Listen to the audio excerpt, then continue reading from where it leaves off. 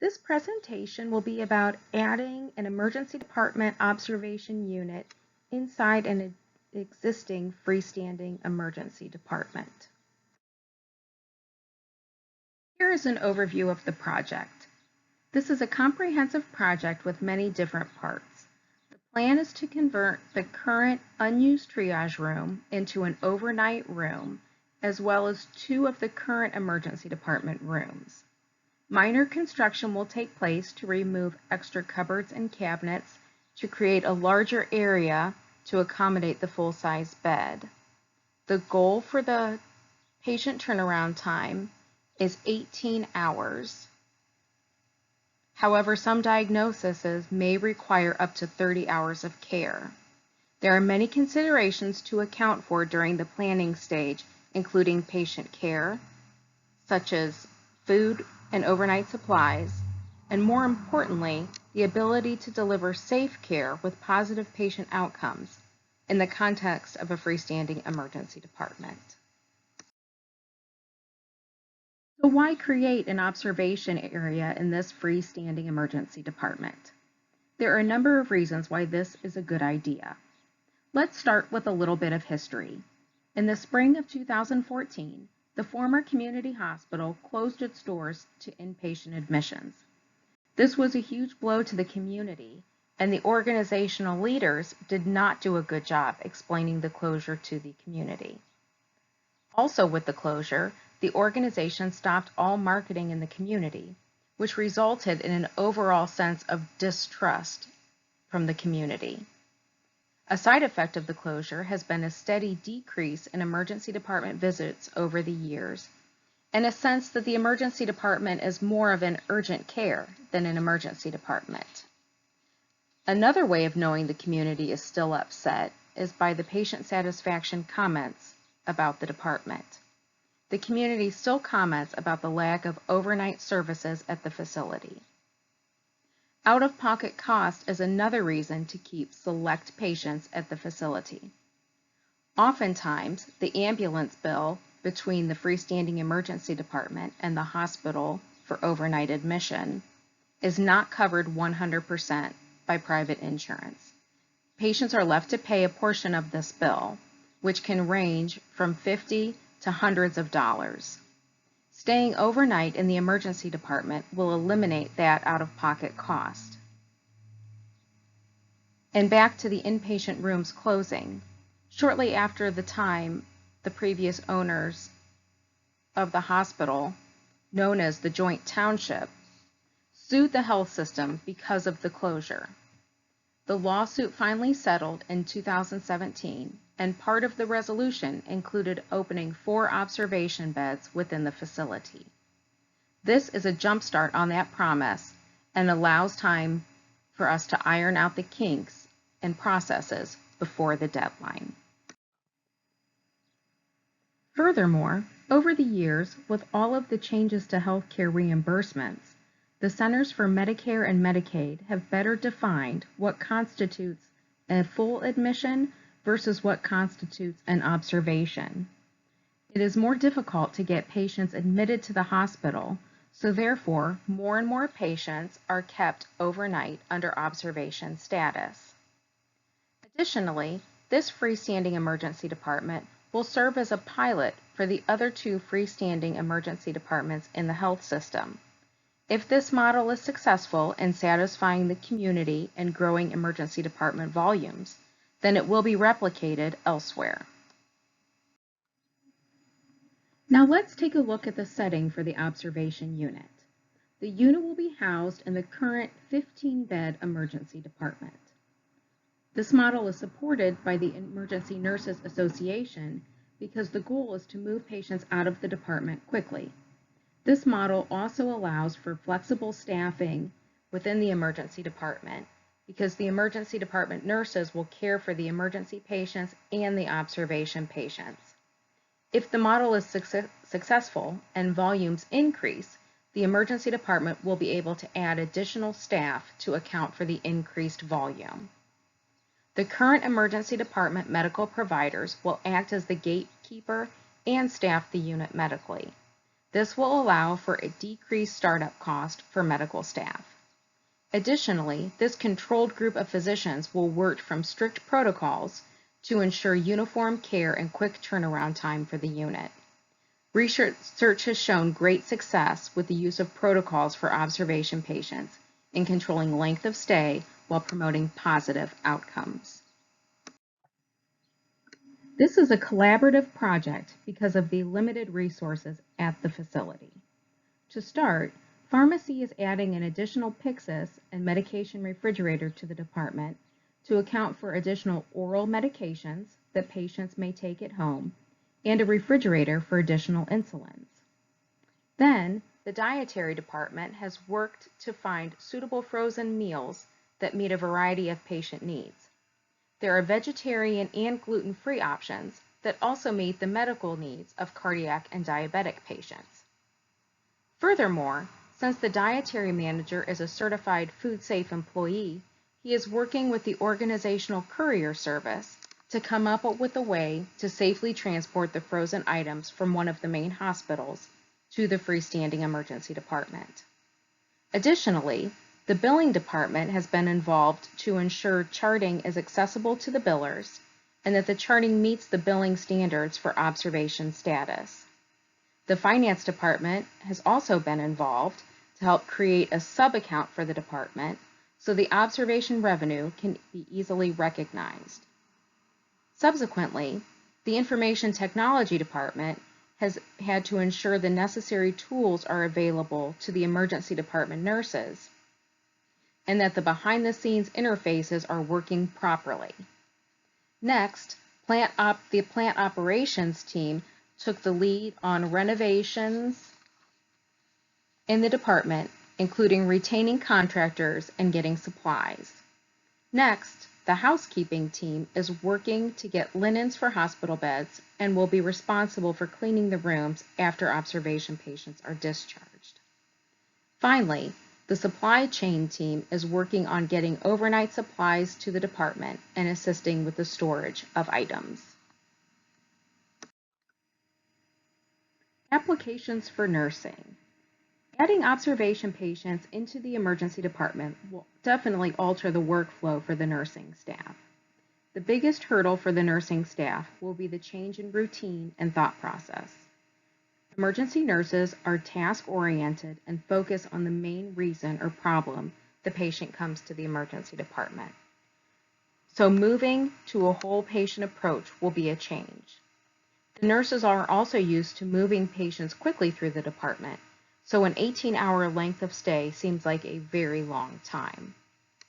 One of the first changes is reviewing the legal documentation about observation status with the patients. This is a Medicare requirement that notifies the patient about higher out-of-pocket costs associated with observation status, as opposed to full admission status. This form is reviewed with the patient, so he or she is aware of the higher cost. As for charting, the nurses will need to complete an additional list of screenings and a head-to-toe assessment on all observation patients. There is formal education for this piece, but because it's important for the nurses to have standardized training on completing the screenings, there will also be a follow-up in-person meeting about this as well. The nurses also need to know the process if a patient screens positive on any of the screenings. The hospitals have many resources for positive screenings, and the freestanding emergency departments do not have those resources, such as social work, dietary, and care coordinators. Another change from emergency department charting is routine vital signs, repeat assessments, and routine labs. A handoff sheet was created and will be used to help keep track of these timed patient care tasks. This document is able to be adjusted and changed as the project moves forward, so the nurses can customize this to what works best for them. Finally, the observation charting will be in the same place for the nurses that they are currently charting their emergency department patients in the electronic health record. This was a priority for everyone involved in the planning phase of the project because it will be easier for the nurses and the physicians to chart in a familiar area instead of learning to navigate a new type of charting. Communication. This plan has been communicated to the staff from before the start of the project.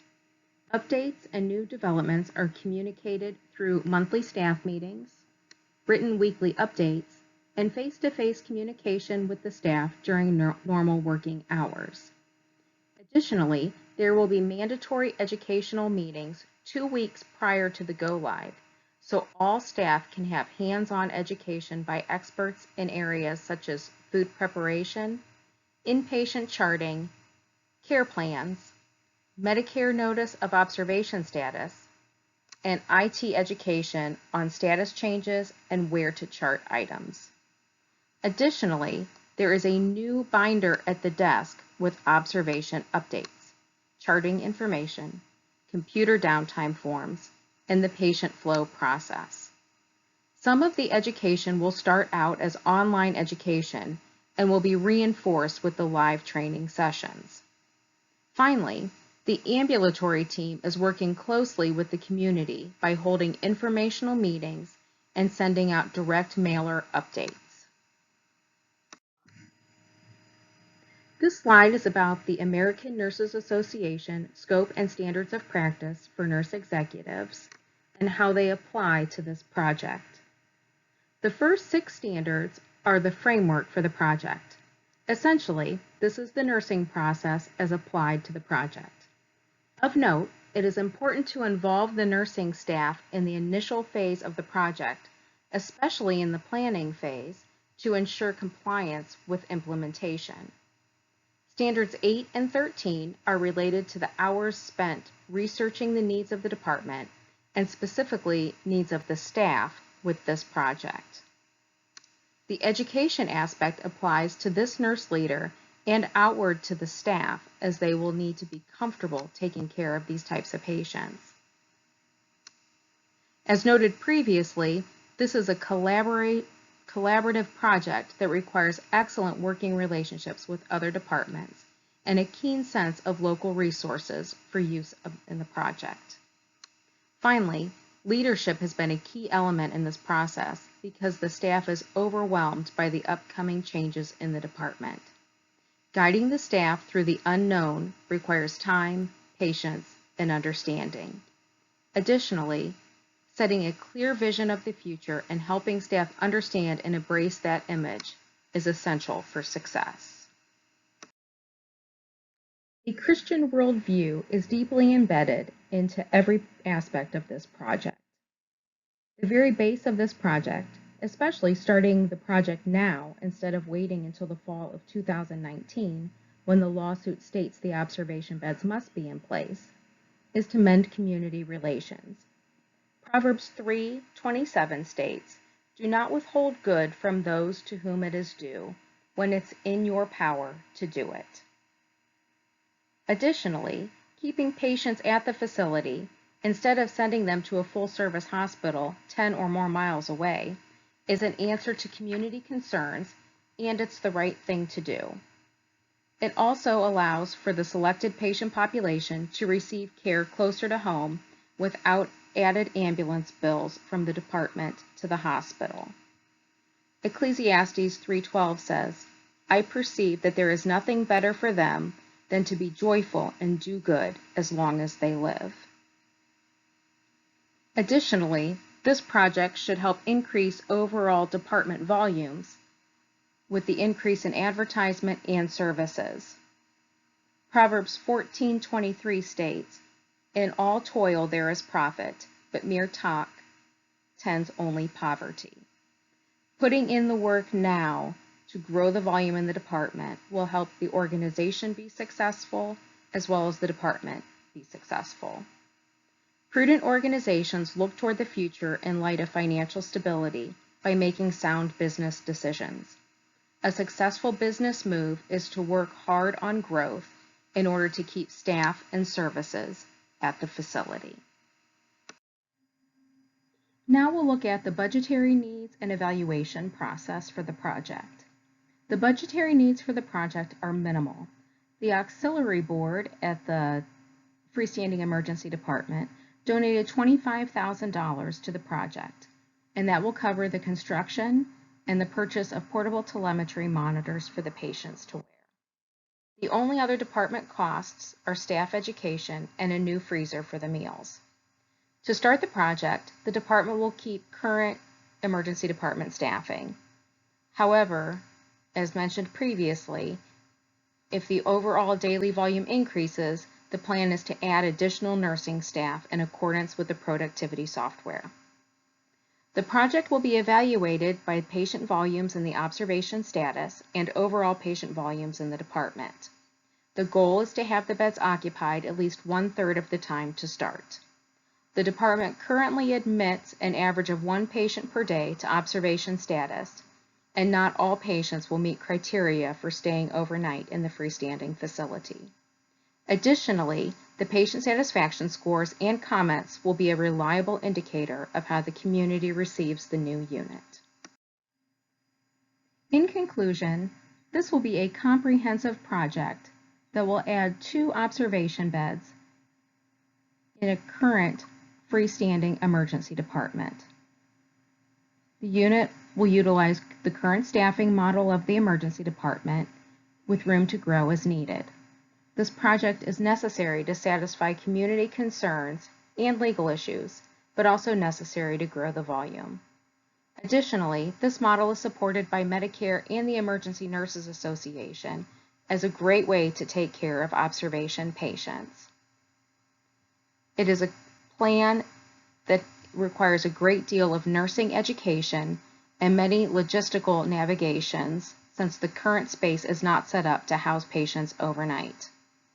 The entire plan is interwoven with Christian principles because the main motivator is to do the right thing by the community and the patients. The startup will require minimal extra dollars, and the success will be measured by volumes and patient satisfaction.